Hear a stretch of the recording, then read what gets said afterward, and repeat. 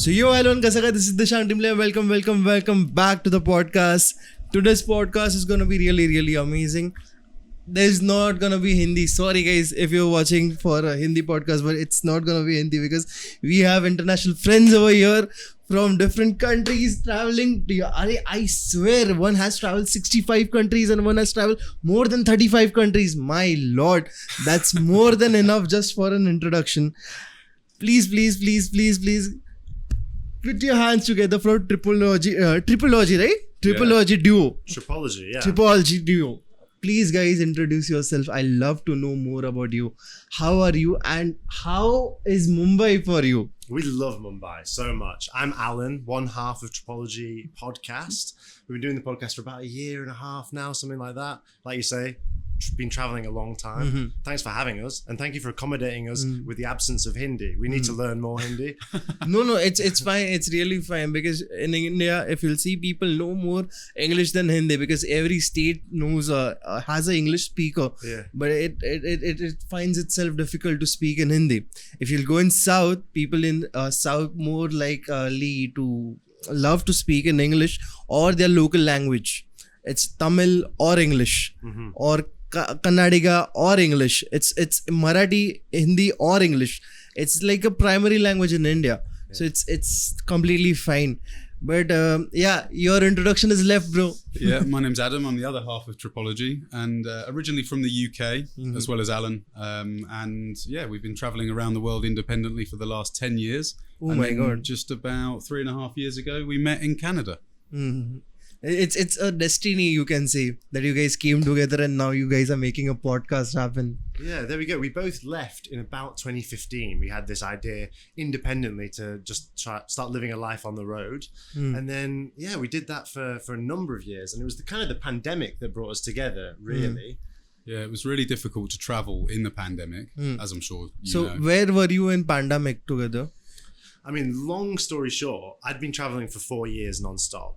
And I went home to visit my family for the first time, and immediately the borders shut. The pandemic happened. So what was supposed to be just a week visit to see my mum and dad turned into, potentially it could have been much longer. And I had no money and no way of leaving the UK. But I did have a visa for Canada in the pocket. So I was thinking, how can I get out? How can I go to Canada? And I was watching the TV with my grandma, and a game show came on, like a TV game show.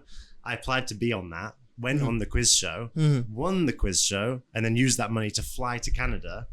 Needed a job offer. So Adam was working on a farm at the time, sent me a job offer, and that's how we met. Yeah. That's crazy. That's crazy. And mid-pandemic, I was actually living in Hong Kong. Okay. So yeah, I was sort of living a very different life to the one I'm living now. And then when the pandemic hit, I left Hong Kong, went through Turkey to Istanbul, stayed there for a while, then made my way to the UK, where I thought, like Alan, I was going to be there for 1 or 2 weeks, seeing my family after not seeing them for a year. And then tried my best to travel around Europe. I went to Germany and Poland, but then it was clear that the borders were going to shut and lots of rules were coming in. So I tried every trick in the book and managed to get out to Canada with a job offer. Went there about 2 or 3 months prior to Alan, and then when I needed to leave that job, I had to hire my replacement, and I chose Alan as my replacement for that job. That's really crazy and interesting because then you guys become partners and like you just started traveling here and there together, right? Yeah, I met him at the airport. I gave him an elbow instead of a handshake because we were all scared at that time. And That's then fine. we worked at the farm together. We hit it off. We talked about travel in the same way. And it's rare, a lot of people like traveling, they like backpacking, but it's rare for people to speak about travel with the kind of enthusiasm that this guy did and that I did. So we ended up kind of staying up late one night talking about backpacking and talking about all the places we wanted to visit. And that was really the genesis of the podcast. We thought people should hear the way we talk about travel. So I love to hear because that's a knowledge, because when in India there's a saying going, so when you travel a lot you get jnana, which is knowledge, and only knowledge is gained by traveling itself. That is what Rishi Munis in India did. They traveled in India everywhere to learn something new, and that's what I tell people also. Once you start traveling, you start gaining knowledge, and once you start gaining knowledge, the light is flickering. I'll just turn this off. Wait 1 second.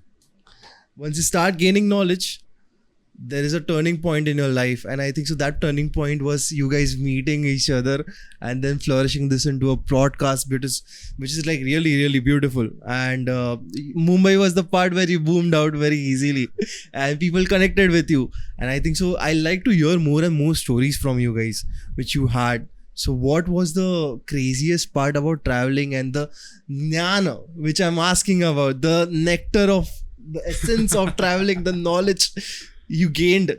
Please, de do hame. Give it to us. I think it's really interesting that you talk about gaining knowledge, because I always say travel's the one thing that you can do that can encompass every other thing that you're interested in. If you're interested in hiking, in scuba diving, in podcasting, all these things, you can travel and make those things a reality in all these different places. I think that's a really important aspect of what we do. One of those things that I am really passionate about is working with animals. I've always loved working with animals. I've been lucky enough to live in the Amazon jungle for a time and help rehabilitate capuchin monkeys and an ocelot and all these different things. I think that's something that you'd never be able to do back home without a string of letters after your name. But if you're traveling, if you're volunteering, it was something I was lucky enough to do. So yeah, living in the Amazon was something that it's an experience I never thought I would have, and it's really stuck with me for sure. So like one question from like a personal point of view, how did you manage your finances? Because it's a bigger thing to manage, right? Once you're traveling here and there, what is the part that hits you in finances? Because you can't maintain the income source regularly. So how was that managed?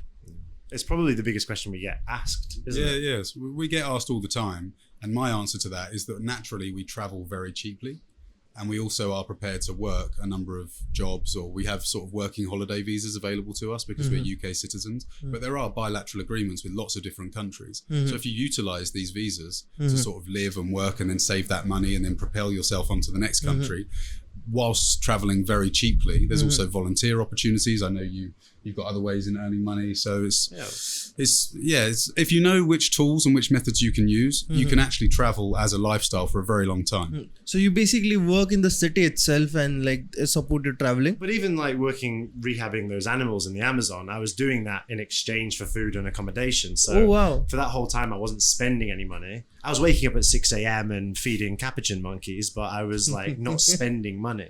And there's lots of these opportunities all around the world. When I very first went traveling, my second month on the road, I spent $100, which is like not a lot of money for a whole month of travel. Exactly. I think that's 7,000 rupees. 8,000 rupees in a month. Yeah, and that's very cheap. And that was just because I was teaching English, and I was staying in an apartment in Hanoi in Vietnam, teaching English in exchange for food and accommodation. There's so many of these volunteer opportunities, and they make travel like really affordable. Yeah, I think as well that if you allow yourself to take advantage of opportunities and you put yourself in these kind of weird and wonderful environments, then other doors open for you, and you end up like, hindsight's a wonderful thing because you can see the sort of breadcrumbs that you left. But you know, the example I would give is when I was living in Australia, there's an area called it's like right in the centre, Alice Springs. I don't know if you've heard of it, but it's right in the red centre. There's not really a lot to do there. And I was living on a camel farm about 20 kilometres outside of the city, just near a mountain range. Oh, wow. And while I was living there, I wasn't earning any money, but like Alan, similar to Alan, I was basically using my skills, managing the farm. So camels, chickens, this kind of thing, taking the family's children to school and back in exchange for food and accommodation. Now, I wasn't going to stay there for a long time. What I needed to do was actually get far up north to Darwin in the Northern Territory in about 2 months, because I'd already booked a flight to go out of Australia to my sister's wedding, funnily enough, in London. And there was a travelling show that was coming around. It was like a big fair that was coming around that weekend. And the lady I was living with said, if you want to earn some extra money, why don't you go down to the fair, speak to a couple of people there, maybe they'll pay you $10 or $15 an hour, and you can work the food stalls or you can do some of the games, and it'll just be a good way for you to earn some money. So I went down there, started chatting to someone. They said, right, we'll hire you. You start tomorrow at 9 o'clock. And then once I got chatting to the lady, she said, how long are you going to be here for? Can we secure your position for the next 3 days? And I said, yeah, absolutely. But I do actually need to get to Darwin, which is much further north. She said, well, hang on, we're going to Darwin. And it's going to take us about a month to get there. We're going to 4 cities along the way, and you can have all your food, your accommodation and transport for free. All you have to do is just work for us over the next 4 weeks in these 4 different cities, and we'll drop you off. And I said, all right, amazing. Crazy. So one thing which I learned from this conversation was never say no to a opportunity. Exactly. Just keep on going and hitting the part. Yeah. Because anything can happen in any way. So that's great. And once you reached there, what was the situation and everything? So I ended up living with a different family where I was again doing this kind of work exchange for food and accommodation. It's kind of barter system, you can say. Yeah, I guess so. You work for maybe 4 or 5 hours a day, depending on what the work is. Sometimes you might be cleaning out a swimming pool. Sometimes you might be maintaining a garden. You might help cook and clean. It's pretty easy tasks. And I lived with them for 2.5 months and then managed to get the flight home. And they were just such a lovely family. You meet really, really interesting people doing this as well. Nice. So like how was the thing going on with the animals? Because you just told me that we both were enjoying with the animals. But like new animals every day, or like what was the scenario going on over there in Amazon? I think the thing to remember about the Amazon is that it's an ecosystem which every single thing is trying to eat you, kill you, or infect you. You know, there's like mosquitoes and botflies and all kinds of crazy things. It's a wild place to be and a very challenging place to live. And it's the kind of thing, it's not for the faint of heart, you know. It's very challenging work, like rehabilitating animals back into the wild. But it is also probably the most mentally well I've ever felt in my life. It's like I'd wake up every morning, hang out with some awesome animals, do something good, you know, we were helping them be free again. And then we can say you were a jungle king. Exactly. Maybe more like a jungle prince. I wasn't quite a king status, but it was a beautiful time, and it was a good sense of community as well. Yeah. And that's maybe my favorite thing about traveling is always good community. I've managed to do some crazy jobs whilst traveling, but always met some amazing people doing it. So like same experience with you? Something with animals or everything? Yeah, I've worked with a lot of animals. I mean, we did meet on a farm. It was about it was about 6 acres or so. So not a huge farm, but there were over 150 animals. But like 6 acres is also a big thing for us to cross. Yeah, it was we big were enough. working on a farm together, lots of animals. He was really, really great with the animals. He taught me a lot about how to look after the horses. But he's also a very entrepreneurial kind of, he's good at putting his hand in many pies. He likes to make a bit of money, so he would go off and get a part-time job, and over the course of our time in the farm, my workload slowly just increased slightly until it was basically I'd get up at 6 a.m, be surrounded by chicken poo for a few hours, and then he'd come back with a wad of cash in his pocket. So that was kind of the genesis, I suppose. Yeah. I've had other experiences with animals, working on the camel farm, for example, and done a lot of jungle retreats and things, hikes through jungles and stuff. But yeah, animals and actually jungle environments is probably where I also feel most mentally well. I love the hum of a jungle. You just hear it buzzing. Both of you were in extreme jungle parts and like animal kingdoms. Australia is known for largest spiders and scorpions and everything, reptiles especially. And you were in like Amazon where there are snakes, mosquitoes. Like I like to know which was the dangerous part to experience in such kingdom or such presence of animals. What did you had any experience which was very life-threatening or something like that?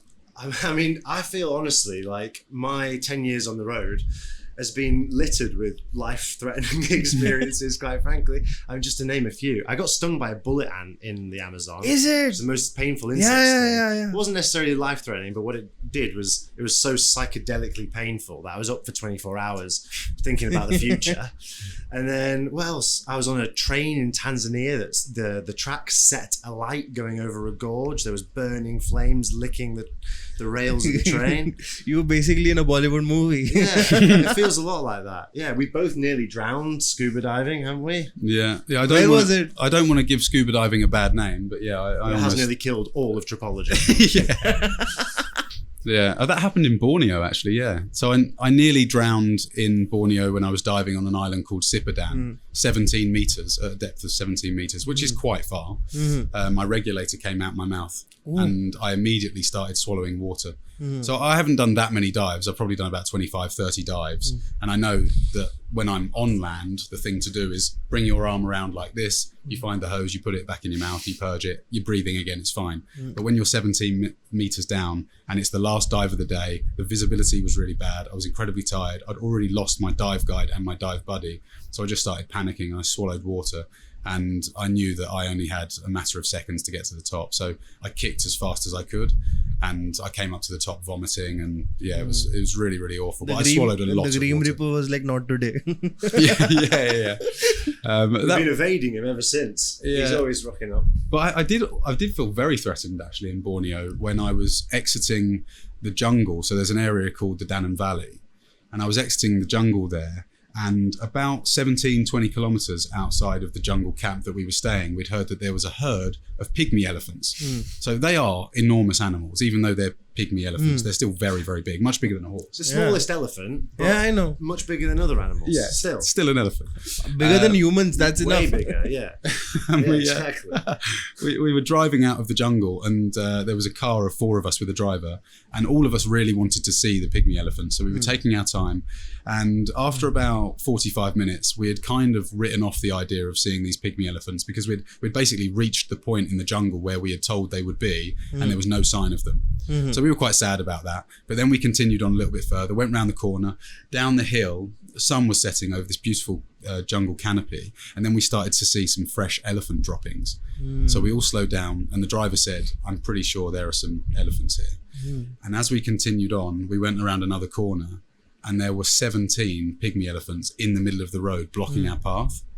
Some of them were just little babies with mothers, and we crept up to them ever so slightly, and then one of the ladies wanted to get out the car and start taking pictures of them, and she actually put the rest of us in danger because you should never do that.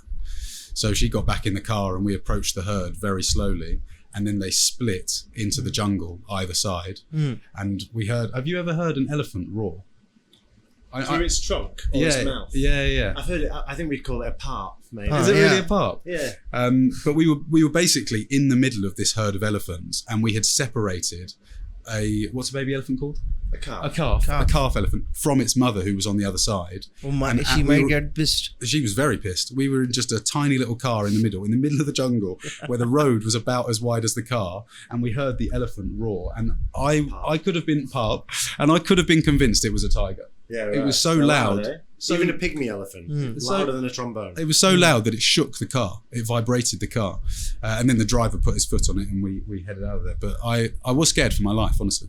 I thought if we get into an altercation with a mother elephant, we're in big trouble. Lucky to have him. Oh my god, but that's crazy. Like, how did you manage to like just think about doing this first of all? What was the idea behind this? Yeah, I think for me, I was doing an English language degree in the UK. Is it? And on my final week of that degree, I looked back at my life and thought, I've got to do something different here because I'm not happy. I don't really like writing very much. And I essentially had this idea that was very, very nebula, that I was just going to go away for maybe 6 months. I had maybe a year. And I booked a one-way ticket to China. And on the flight to China, I felt like I'd woken up for the first time. I had this real visceral feeling of, this is exactly where I'm supposed to be. However many lives in parallel universes, all meandering, doing different things, they were all converging at this one point. And it felt amazing. And I've kind of been pursuing that feeling ever since. The strongest gut feeling that you had. 100%. Yeah. I was on that flight. I was like, this is it. And I mean, 4 years later, I still had not returned home at that point. I just made it last. Working, I was a musician, so I'd like teach guitar in exchange for some money and go, and I was a doctor in a Vietnamese TV commercial. Did some voiceover work for the Nazca lines in Peru, and I've done all sorts of weird and wonderful things just to try and get some cash. I told you I'd been on that game show in the UK. If ever I see a little opportunity to do something cool in exchange for extending my trip, you start to see jobs, and you probably have this experience as well, as time on the road. Like someone offers me, hey, if you put on this lab coat and a stethoscope and claim to have invented the new cure for whatever ailment on TV, I'll give you $50. I think of that like, oh, that's another 2 days traveling, you know? So you basically convert your money into time. Exactly. Yeah. I think and then convert time we into all. travel. Yeah, totally. that's crazy. Because like in India, if any producer finds you out, like you going here and there, they'll just pick you up and make a show about you guys. I can guarantee you that because it's very easy. Ask him also. Indians are crazy about people from West. I had my friend Tony Hughes. He's a bodybuilder, right? Right. Yeah. So he came here, he was staying for some days and then he met a guy and then voila, he was in a serial. He was in a TV show. He was just a bodybuilder who is a gladiator, he fighting people in India and he did well. Then there was Aaron, he's a WWE wrestler and he's one of my friends also. So he was here, same thing. Gladiator TV show done and he's traveling here and there. That is how they are doing. Yeah. Well, that's kind of the idea. We really started this podcast, Tripology Podcast, because we wanted to. We essentially feel like we found these cheat codes to life, certainly to our existence. Travel is the thing that just works for me. So I just wanted to share that as a concept with other people. So we started this podcast, Tripology. We tell travel stories, backpacking stories. Tripology Podcast on everything. So Spotify, Instagram, YouTube. And we just kind of want to spread the word because we understand not everyone can travel. Maybe you've gone down the flowchart of existence to a point where, you're in a career that doesn't allow you just to take 6 months and go and backpack around the world. But it is more accessible than people realize. People can just go with a small amount of money and make it work. Volunteer in exchange for food and accommodation. There's ways that you can make it happen for you. And it really is one of the best things you can do with your life. But like it's crazy because you guys tell stories and I also tell stories. In Hindi, Kissey is known as stories. Yeah. Right. So basically Tripology is on Kissey. So that means Tripology is saying some kisses. Yeah. And let's continue with some amazing Kissey which you have personally. I like to listen one by one and the mic is yours now. I just sit back, lay back and I'll be your guest right now. Yeah. An amazing story. Any amazing stories from that our you travels. There was a time, unfortunately, where again I almost lost my life, and I had basically bought a motorbike, and I was traveling around Vietnam for a few months. I was going all the way up to the Chinese border and then zigzagging all the way down to the Mekong Delta, and this was only the day after I bought the motorbike. So I actually couldn't ride a motorbike before I bought it. And then the mechanic that I bought it off, it's actually quite popular to buy it off of another backpacker, but I bought it from a bike shop. So I thought it would be a decent motorbike. And the mechanic who sold it to me basically drove me around the block for 10 minutes and then said, yeah, no problem, that'll be $325, which I paid. And then immediately after driving out of the area of Hanoi that I was in, I was stalling it, almost crashing it. Obviously, I wasn't able to ride the motorbike. But then the following day, we made our way, I was traveling with a Canadian guy at the time, all the way up to this place called Sapa, which is in the mountains. It's very, very difficult to get there. It's very long. You probably need at least 2 days, but we tried to do it in one long hit, which would have taken a number of hours. However, we had found this road, which was basically a brand new highway. We didn't know at the time that it was only for cars and trucks. Motorbikes weren't allowed on the road. But we found a section of the motorway that we could ride up to. We basically broke onto the motorway and then the highway was ours. It was completely empty. So we were going 110 kilometers, me and him. We had no one else around us on this motorbike that I'd only learned to ride the previous day. So it was obviously incredibly dangerous. I remember we were taking videos of each other and it was really, really bad.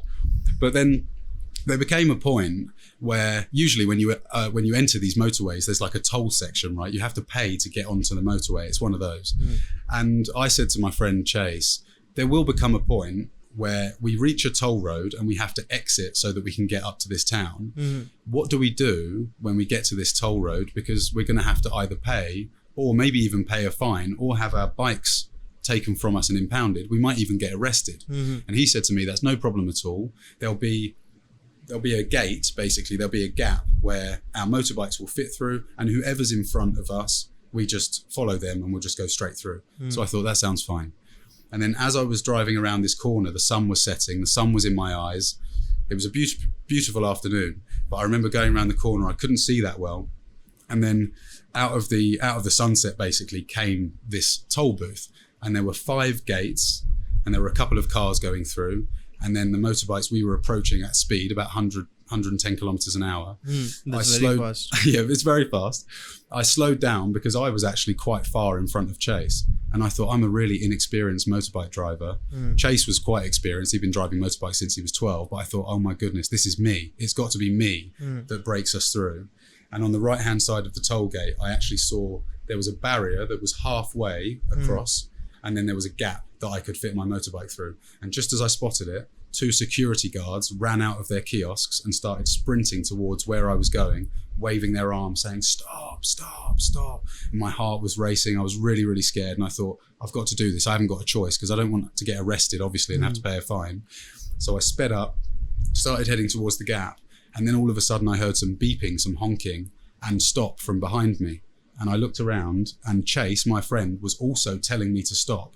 I thought, why is he telling me to stop?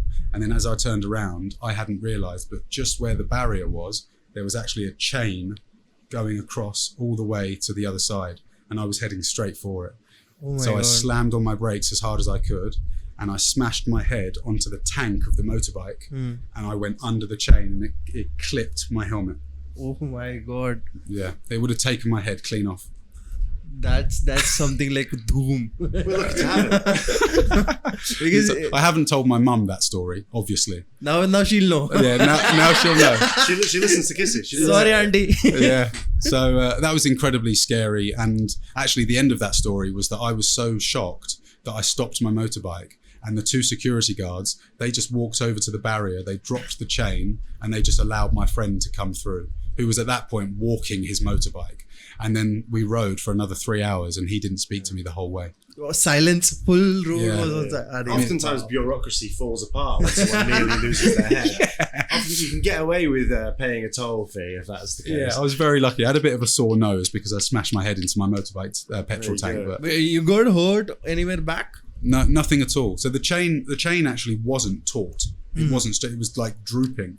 So that would have made it probably even more ugly. Thank God for the droop. Yeah, but it clipped my helmet because I was sort of riding like this. Yeah. And if I was still sat up, I mean, it probably would have severed my head. So yeah, very lucky. But it's not all decapitation and nearly drowning in the ocean. We would have seen a headless driver. No. Yeah, I almost paid the ultimate price. We'd have a slightly different podcast, I think. Yeah, that was good. And I might have to bring a medium for you, like, oh yeah, my friend is gone right now. Please come here, please sit. Yeah, exactly. No, we're very lucky. And then, the end of that story is basically I had the best 2 months of my life after that, driving the motorbike around Vietnam, and I had some wonderful experiences. So I would always say, think about the way you travel as well. Traveling overland is something that we always advocate for. I've heard the stories about Vietnam. Aren't there more cheaters in Vietnam? Like they try to scam you more and more in Vietnam. Is that true? I think that people always overplay the negatives of different cultures, just like almost habitually, because I think there's negative stereotypes about everywhere that we hear all the time, and lots of people warn us before going to every single country I've ever been to. People have gone beforehand. Oh, be careful there. This happened to my friend's uncle one time, and it's really difficult. But the overwhelming thing that I want to get across is, without fail, everywhere I've ever been, people have been overwhelmingly sweet and kind and lovely. Yeah. Of course, there's these isolated incidents. We're travellers. We've been scammed once or twice. We've met people who are out to do us harm or not been looking after us. But the vast majority of people we meet all the time are incredibly helpful, incredibly kind. I was once in, do you know in Peru? Have you heard about the Nazca lines? No They're idea. Amazing. They're these geoglyphs that exist in the desert. And so they're huge pictures that people have made just by walking in the desert. And because there's no weather there, they're preserved. So if you go in a plane above them, you can see there's like a picture of a monkey, a picture of an astronaut, these really unusual markings, really, really large, just made by people's feet 3,000 years ago. It's quite incredible. And I was using this app called Couchsurfing. Maybe you've heard of this. Yeah, I use it. Yeah. I use it. Exactly. So I love to do this because it's like a cheap way to travel. I arrived in Nazca. I was going on Couchsurfing, prolifically swiping through profiles, thinking, where do I want to stay today? Got a message from this guy, went to stay at his house. He turned out to be one of the world's leading expert on these Nazca lines. 24 hours later, I was looking at Jupiter with him through his telescope. I was attending his seminar all about the history of the lines. The next morning, I was in a Cessna aircraft flying above the lines, looking at the ground, seeing these incredible 3,000-year-old geoglyphs. And then weeks later, I was in the capital of Peru recording a voiceover for the museum for the lines. And that's just an example of, this was just a stranger that I met on couchsurfing who we connected with. We had cool vibes. We had dinner together. He was like really smart and intelligent and knew about these things. I was genuinely open-minded and interested. And as a result, like we both helped each other out. I had a place to stay. He had a English voiceover for his museum. And I think that is a really ubiquitous travel experience.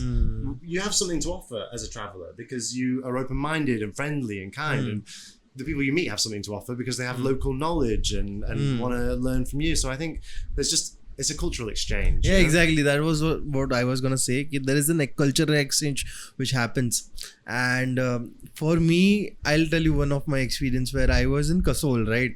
So this place, Kasol, is famous for many things, especially for the hippies over there, and they enjoy over there, the parties over there. So I had no plans going there. So, but like my friends were like, let's go. And then we packed our bag and we went, and then we had nowhere to stay. So I just met a local over there. He was like, you want a place to stay? I'm like, yeah. So like, come over. You just have to walk over there. And I'm like, theek hai, fine. And then I was working for them, enjoying. And it was the 31st night eve. So I just enjoyed the place, the vibe, the rave parties over there. And he was showing me, and he was just like a farmer also. He used to harvest some marijuana, so he used to bring some creams and everything. He was like, try. I was like, I'm not. So like he just made me an experience very fine. And then for food, we used to eat the local food over there, which is rice, dal and everything, and which is really, really interesting to taste the culture from there. And then we used to tell our stories, and then he used to tell their stories. And then there were this elderly people who used to share wisdom. They used to tell stories about Shiva, Parvati and everything, because the Shiva Bhakti is more over there. So that is what used to happen, and that was the best trip ever in my entire life, which was in 2017. I really, really loved it. That sparked a backpacking thing in me. That's why I told you right now, okay, I'm going Varanasi. That's a solo trip for me right now. Perfect. We're headed in that direction. Good things happen when you leave the front door. You know, if you have the courage to step outside of your house, speak to people that you wouldn't ordinarily meet in your day-to-day life, you will leave a better person with a more open mind. You'll know more. You'll experience different cultures. I think like travel in a lot of ways is the cure for prejudice. It's the cure for people being closed-minded. Exactly. I'd like to hear some experiences from you right now also. He shared his, and it's your time, I think so. Where else can I tell you about? Oh, my first real big trip, I would say, was when I went to Russia in 2014. So I was working in finance at the time. It was a very, very boring job. And I knew I didn't want to do that, in the same way that Alan was becoming a little bit disillusioned with his degree and not really sure about his future. I was working in a bank in finance, and I knew that I definitely didn't want to do that. So I booked a one-way ticket to Moscow, where I had this idea that I would travel all the way from Moscow. I started in St. Petersburg and then moved my way down, but then went all the way east to Vladivostok, which is at the opposite side of the country, opposite Japan. I don't know if you've heard of the Trans-Siberian Railway? I've done. Yeah, so it's just over 9,200 kilometers long. It's the longest single track railway in the world. And I did it on my own in winter as well, so through Siberia. And those are probably the coldest temperatures I've ever experienced. It goes around minus 20 degrees, something like that. Minus 38 was the coldest that I'd experienced. Oh my God. Yeah, so that's so cold. I mean, Alan used to live in Canada as well, and is in an area of Canada where it often gets even colder than that. In Mumbai, 45. I'll tell you something. In Mumbai, ask him. It goes 20 degrees and everyone are pulling the blankets over here. At 20 degrees? Yeah. It's really funny to see like people pulling up sweaters and everything. Both are there from Mumbai. You can ask them. It's so funny to see. They're like, if it goes below 19 degrees also. No? They're like, oh my god, it's so cold over here. I'm like, okay, just go to Russia once and see. You'll understand what certainly cold Russia is. in winter as well. I remember speaking to a guy at a travel exhibition, and he had done the Trans-Siberian multiple times in both directions. But how long is that? If you go from Moscow to Vladivostok, which is the entire distance, without stopping, it still takes 6.5 days. Oh my god! To the same country. Yeah, exactly. Yeah. And through about, I think it's through at least 6, if not 8 time zones. So it really is quite incredible. You're on this train for almost a week with people that you don't know, and they have different class levels. So you can stay in first class, which is usually just a private cabin, or you can stay in second class, which may be like 4 beds in the same cabin, or you can stay in Platzkart, which is the cheapest class, which is 54 bunks in one cabin. And it's crazy the sort of things that there's lots of Russian soldiers, there's people moving their pets, there's families, there's Mongolian traders, Chinese businessmen. It's really, really exceptional. And talking about the sort of warmth and welcoming feeling that you receive around the world, the generosity and kindness in Russia, honestly, are some of the most hospitable people I've ever met in my life. I was really, really looked after. Have you traveled in Indian Railways? On the Indian Railways? Yeah. Yeah, we have. What was your experience in Indian I mean, Railways? you've actually done really long distances, haven't you? I've taken a lot of buses, right? I've done a lot of sleeper buses. I've taken trains. The longest train ride I ever took was just 24 hours in India, and it was comfortable. It was nice. I've done a lot of train rides all over the world. India's railways are good. But the first class might be very cheaper for you guys. It might be like $20-$30, something like that. I was on the Right. 3-tier AC. 3 tier, yeah. 2 tier and 3 tier, it's very, very cheap. Because like while we travel with my family, we often choose to go on 2 tier AC, because if we choose sleeper class, it's a hell. It's a nightmare. We know, because previously before Modi government, there used to be cockroaches and everything. Right. So it was very, very funny to travel. I had this experience when I was going to Nepal, right? Yeah. And I was around 6-7 years old. I remember this specific incident where I was sleeping on a berth, and one of the cockroaches came up, and I just saw it moving around. I was like, "Mom, cockroach!" and it fell on my head. I was like, "My God!" And that was really, really funny, because it's really crazy to see the development in India. That's why I asked if you're traveling in India, it's really, really interesting, because more than planes, you'll find stories in trains. Sure. Yeah. All kinds of public transport. We took a sleeper bus recently. We were going to Balewade near Kolhapur. And the sleeper bus was absolutely exceptional. It was like luxurious travel. The reason we were going there actually is because I don't know if this is common knowledge, but like during World War II, 5,000 Polish refugees sought refuge in India, and they like grew up here in orphanages. My grandparents actually lived here in 1943 to 1947. They like attended an orphanage here, and so there's a bit of family history here that we were like trying to find out more about. And we went to the orphanage that they lived at, and it was amazing. It was crazy to see. Yeah, to have that sort of that focus and that emotional reason for traveling is again a slightly different purpose, isn't it? Because lots of people go traveling just because they want a really long holiday. But there are lots of other ways in which you can travel, and that was a really special one. Yeah, and the people in Kolhapur, the people in Balewade were so exceptional. They like really empathized with the fact that I was there to find out more about my family. They showed me the place that they grew up, the school they attended. It was really beautiful. I told you, right, the connectivity in India is very fast. If you are relatable in some way, they'll just show you, "Arey beta, idhar aao." Then they'll be like, "Yeah, you are the part of our culture," so they'll make you. And this one comment you might find if you stay in India more: "Have you got your Aadhaar card yet?" If you find this comment, think of it that you have made in India, because people are relating to you. Really? Yeah. What is it? What Aadhaar card. It is just like green card. Oh, okay. So it is the citizenship card in India. So if they start saying in comment section ki you are more Indian, then they are like, get your Aadhaar card as soon as possible. So that is what goes on. Next, moving on, food.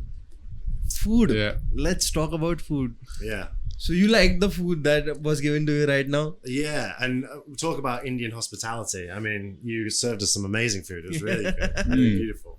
Yeah. It's definitely one of the big reasons why we travel, and we think it's actually one of the best reasons or best ways in which you can connect with local people and to a culture as well. Not just food, the dishes themselves, but also food culture, the way things are eaten, when they're eaten, and that kind of thing. So yeah, really appreciate that. Thank you. It's great. India has a typical system of eating 3 meals a day, 3 to 4 meals a day. Okay. Because Breakfast usually starts at what time?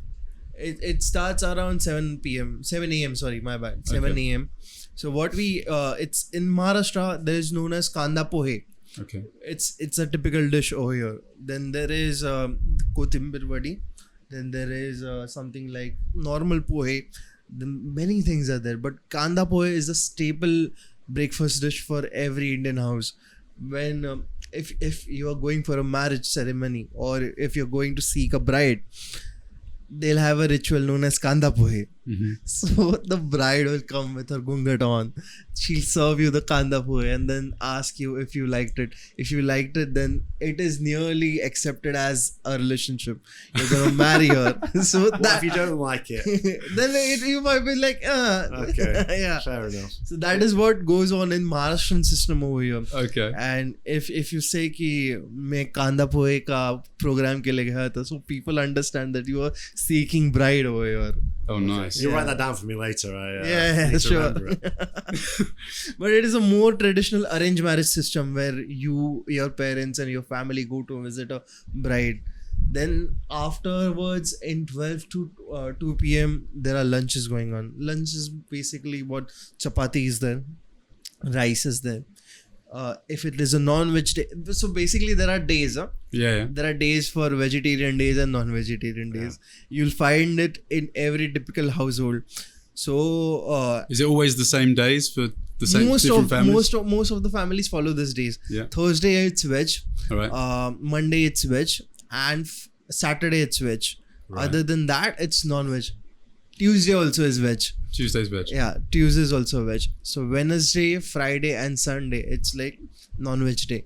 They have, and Sunday is like a holiday, right? So Sunday they bring something like chicken or mutton or something which is very special, or fish. But mutton is Sunday day. Mostly Sundays are for muttons, and people who eat 4-leg like meat or something like that. Cows and beef are not allowed here. So it's morely no. Catholics eat, but Hindus don't.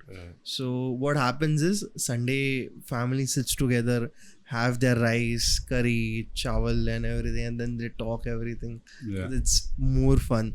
Then 4 p.m. it's more like chai time, Yeah. which is your favorite thing. Yeah, to do. it is one of my favorite things. The reason why I love chai so much is not just because of the drink itself and how delicious it is, but it's also because you get so much joy from such a small thing that is really affordable, just for 10 rupees.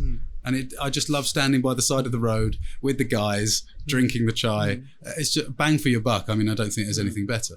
We call it cutting like chai sutta time. Right. So chai sutta is something like you would have a smoke break while you're in office or something like that. Yeah, sure. So people are like, let's go. Where? Chai sutta. Let's Yeah. go. we tend to like the ones that are maybe slightly less sweet but very heavy on the ginger. Ginger, yeah. Yeah, I think Yeah. so.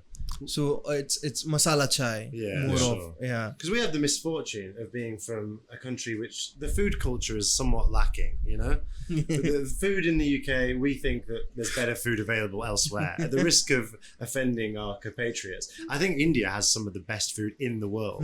I think that the food culture here is absolutely incredible. Because Indian got the Chinese food and made their own Chinese food also. Have you tried the I Chinese have, food? yeah. I've tried Indo-Chinese food. Yeah, it's good. Some of it it's is really something good. very different. And because I grew up on this Chinese food, when I had the first pleasure of eating authentic Chinese food, I was like, this is not Chinese. This is not what we expect. That's so funny. And people over here are like, seriously, they have this red stool stalls over there on street where they are doing the Chinese work over there and in the walk, and they serve you, and it's very spicy, pleasant to eat.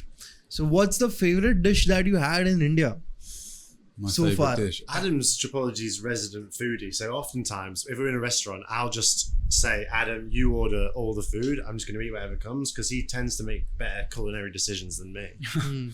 We had quite recently, when we were down in Kolhapur, actually, You went Kolhapur? Yeah. Well, it's just out Valivade where we were. It's just outside Kolhapur, and I had a non-veg thali that had mutton, and we had some pickled mutton, and then a mutton curry, and then there was also a dish that was made with coconut water, I think, or coconut milk. Did you and mutton water. So tamra rasa and pandra rasa. It's crazy. You had the thing which I was gonna suggest. Did you had tamra rasa and pandra rasa? Yes. Because the spicy nature of that rasa, red rasa, and the white rasa, it's just I'll miss it because I have turned vegetarian right now. Right. I'm a vegetarian. I just watched him eat.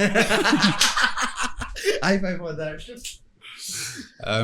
But that was really good. It sounds like the culture to eat something on a Sunday like a mutton dish is like the British equivalent of having a roast dinner, which is about the best thing that I think Britain does. Again, we don't want to offend anyone in the UK, but usually if I'm back in the UK, I do a bit. I think the food ain't good in the UK. No, if I'm talking about food to people in the UK and they for 1 second think that British cuisine, whatever that is anywhere near as good as any other really strong cuisine like India or Thailand or Mexico or Korea or Japan, or the list goes on, right? Even you don't have to go that far. Spain, Italy, France. Yeah, it's just got nothing to offer, I think.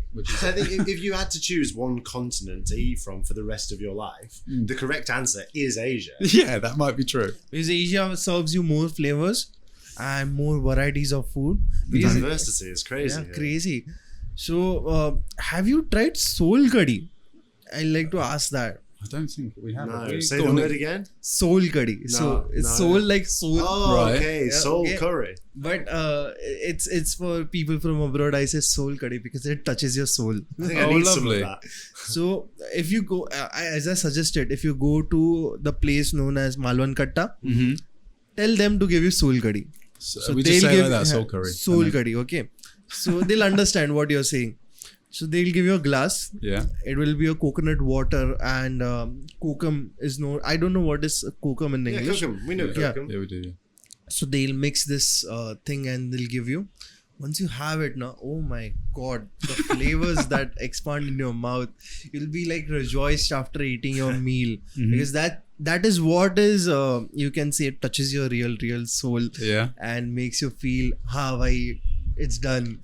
You need to rest now. Okay, well we'll have to do that after this then. Yeah, like I say, I'm just going to follow you. He'll order it, and so you guys are free right now. You can go if you want to eat right now after this podcast. You might go to Malwan Katta for dinner today. Yeah, it's really affordable also. And you can just tell me, Dishank, how this dish was and like what. Okay, perfect. Have a fish thali, right? And then if you order a fish thali, you might get soul curry in it. And if you like the soul curry, you might get extra soul curry out of it in a glass. Okay. So. Yeah, I think the other thing is buttermilk is like a revelation. Buttermilk, which is chas. Yes, chas. Chas. Yeah. So I've been having those. They're very good for the hangover. Yeah, it is really. Then chas is there. The lassi is a sweet thing, which is derivative of chas. So it's there. Then I think so. You had piyush. I think. I'm not sure. And what is it? It's something similar to the milk drink. Okay. But it's more condensed and more thicker, and you get it in dadar. So you'll enjoy it. You'll have it by this time tomorrow. Now you've said it. Yeah, definitely. We've been eating quite a lot of street food. Pani puri being the main one that we've consumed a lot of. We're big fans. We think even just the way you eat it, the texture, the way it kind of explodes in your mouth. It starts with spicy, then goes to savory, and then sweet. Yeah, that's really fun. And then of course the famous vada pav. Yeah, as I suggested, have chura pav. Yes. Yeah, he'll tell you where it is and what it is. No, it's just the thing that I have because it's my personal favorite. Okay. What it does is it has that crunchiness. So every bite, it's like kudum. We'll have to try it. Order aspire. Yeah. I don't know if you've seen the way that we eat vada pav, but maybe we'll try and do it. Yeah, I did. That was the video is there, right? Yeah. So you just stuffed it in your mouth. Yeah. And like it's fun. But like tell me one more thing. Any more experiences that you had in India or in Mumbai that you want to share? Yeah, I think friendship is one of my favorite things about travel. I think just in a general sense, we've been living out of a hostel. We live in hostels most of the time when we're traveling. Most of the time we're in dorm rooms and bunk beds and all that stuff. And I think that the friends that we make traveling is something I probably want to make really clear to people. It's probably the only activity where you can meet so many people from so many different parts of the world. We went out on Holi festival. We were here for Holi. And You had it in Mumbai? yeah, we had it in Mumbai. Yeah. It was only like 2 days after I arrived, wasn't it? Yes. Or something, Yeah. Let's talk about that a little bit, because I think that kind of exemplifies for me what I love about India, what I love about having my best friend here in India, and what I love about meeting people whilst traveling. It was like a truly wonderful time. I love to hear that. Please. Yeah, it was basically a group from the hostel Yeah. that got together and organised everything. We ended up going out as a group of probably 8 to 10 people. Well, first we had a little bit of a dilemma because we didn't have any clothes to wear. We're backpackers. We both just have a carry-on bag, like very, very small backpack. Yeah. And I saw that video also. Yeah. Is that what you carry? Yeah. That's it. And people were like, you can't ruin your clothes. You have to go and buy something to wear for Holi. So we went out. We had a little bit of a haggle, tried to get a good price for some white linens. Yeah, I ended up buying like a top quality shirt actually, which I was unaware of, obviously. But we didn't realise at the beginning we were told it had to be all white, right? Is that correct? You just got to be white trousers, right? Not white. necessary. No? Not necessary at all. Because what we do in India, I'll tell you. Okay, so basically in Mumbai there is a technique which is known as putting up the oil. Mm-hmm. Oh yeah. So before going out on the holy day, the Ranga Panchami day, we oil up Okay. Oh yeah. from head to toe. We have to oil up. And then what we do is we remove the oldest pair of clothing that we have in the closet and then wear that. Right. Otherwise, it is fine if you're wearing white, black, red, blue. It's going to get dirty at the end of the day. It's going to be rainbow. So wear whatever you want. We dressed up. Adam bought this shirt and people couldn't believe it. They were like, you're going to wear that for Holi? Yeah. That's like... That's a quality shirt you've got there. Yeah. You should be going to a job interview. Exactly, yeah. So we dressed up all in white and a whole group from the hostel went out. Yeah, we didn't even get out the door before we were covered in paint, did we? Yeah, I actually really like it as a concept, as a festival, because it's to celebrate kind of to show colour and to show joy and I think that's isn't it playing Holi? So I'll tell you the backstory behind it. Yeah. Okay. So what happened, there was a Bhakt, a devotee of Vishnu, Lord Vishnu, Right. known as Bakta Prahlad. So he was a demon son. He was a demon's Asura's son. But that specific Asura had a boon to be immortal. But there was a clause that he can only die on a space and plane where it is not an human, it is not an animal, it is not day, it is not night, it is not air, it is not air, or it is not floor. right. So this were the clauses, but he skipped one part, which is thinking of Vishnu, because Lord Vishnu is the most cunning god ever known. So what happened was Bhakta Prahlad was so much into Lord Vishnu that Lord Vishnu just gave him a place to stay, a planet to stay after all this happened. So in between, what happened was his sister Holika also had a boon that she won't be burned by fire. Okay. So what she did was she called her nephew and made him sit on the lap and said, Ki, let's light this place on fire and let's see who is more strong, your devotion or my boon. Yeah. Immortality versus immunity to fire. Yeah. Okay. So what happened? No, not immortality. Devotion versus immortality or immunity to fire. Right. So what happened was he started chanting Om Namo Narayana Namaha. So in that period, she was in a full ego, full of anger, ego and everything. So she lit the place up. She was on a haystack and that haystack got burnt up. Once that was burning up, slowly she was like, what is happening? Why am I getting the heat? And then she started realizing, oh my God, I am getting burnt down and he's not getting anything. After some time, she started realizing she's dying. and she started screaming, "Help me, brother, help me." Who is her brother was immortal. So her brother saw her die in front of her eyes, and that is when we celebrate the victory of evil over the devotion and everything. Oh, okay.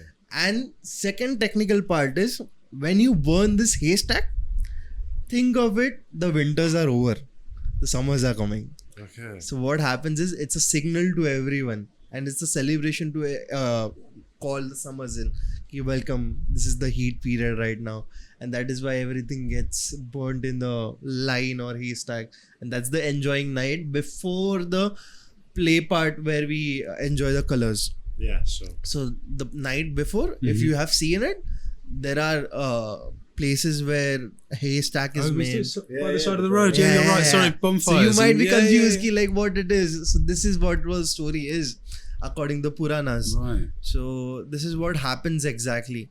And then the next day you get up and someone comes with the colors and just makes you red, blue, green, yellow and just runs away. And there is one more thing which happens in Holi. People turn into Golden Man or Silver Surfer. they just get into silver colors and roam on bikes here and there, and it is very funny to see. To enjoy that, I specifically Diwali and Holi. These two festivals are my favorite festivals. Yeah, there was a moment where, I mean, we were standing in a field surrounded by people we'd just met. My best friend was there, all these people from the hostel, we were covered in colours. It was just a moment of pure gratitude. I was like, it's so lovely to be here and celebrate with all these, strangers in a field, having a good time dancing to music. And I think that kind of exemplifies what travel's about as well. Yeah, it breaks down barriers, and to have strangers come up to you and touch your face and wish you, happy Holi and this kind of stuff. Yeah, it's makes great. you feel home. Yeah, Sure. It's a wonderful interaction with someone that you don't know and often times won't ever speak to ever again. But it's amazing to know such stories from you guys. Any closing stories that you want to pass by each? You start first, then you go, and then we'll close off because we have done an hour of podcast and we It's didn't been an hour realize. Yes, already. exactly. It's flown by. And I'll just close by saying I think that travel is it's such an exceptional part of life. It's how I met my best friend. All of my life experiences have been lived through the medium of travel. I think that we're all so often swept up in playing this game of Monopoly and trying to do lots of things, but travel presents the opportunity just to walk away from the Monopoly board for a little while, to recontextualize, to learn, to have an open mind. So any last messages or stories that you want to pass down before we close off, because it is already an hour. Whoa. And I really enjoyed your company, man. I'll someday like to travel with you guys. Yeah. So I'll That'd just join. Amazing. And I like to know you guys are teaching how to travel, Yeah, totally. I think that's the message that we're trying to send. I think travel for both of us has been the best thing we've ever done with our lives. It's how I met my best friend. It's how I've met all of my best friends now, come through the medium of travel. All the best things I've ever done with my life have been through traveling. It really is this opportunity to take a break from the rat race of selling time for money and constantly work and all this. I think that travel presents an opportunity to breathe, expose yourself to different cultures, different people. I really want to persuade people to think about living a life on the road, and they can learn more about that at Tripology Podcast. Yeah, they're more than welcome to reach out to us. And people say to us all the time, we would love to be able to do what you do. And I think the only difference is that we just know how. Because we've been doing it for 10 years or so.